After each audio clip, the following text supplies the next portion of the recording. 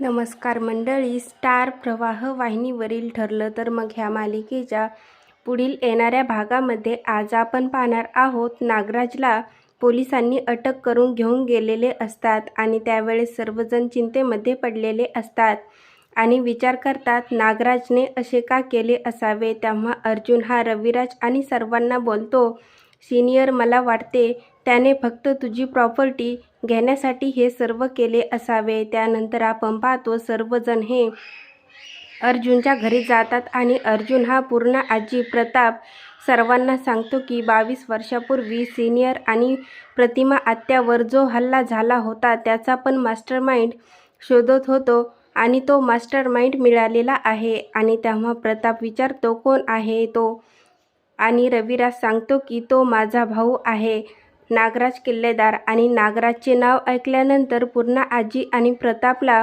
खूप मोठा धक्का बसतो. त्यानंतर आपण पाहतो मीडियामध्ये बातमी सुरू असते, सुप्रसिद्ध वकील रविराज किल्लेदार यांचे भाऊ नागराज किल्लेदार यांच्यावर हल्ला करण्याच्या आरोपामध्ये अटक करण्यात आलेली आहे. आणि ही बातमी ऐकल्यानंतर साक्षीला मात्र खूप मोठा धक्का बसतो व ती देखील घाबरते. त्यानंतर आपण पाहतो रविराजला खूप मोठा धक्का बसलेला असतो आणि रविराज हा स्वतःला एका रूममध्ये कोंडून घेतो. आणि तेव्हा घरातील सर्वजण हे रविराजला दरवाजा उघडण्याची विनवणी करतात, परंतु रविराज हा काही दरवाजा उघडत नाही. आणि त्यानंतर सायली दरवाजाजवळ जाते आणि ती बाबा म्हणून आवाज देते आणि सायलीचा आवाज ऐकल्यानंतर रविराज हा दरवाजा उघडतो.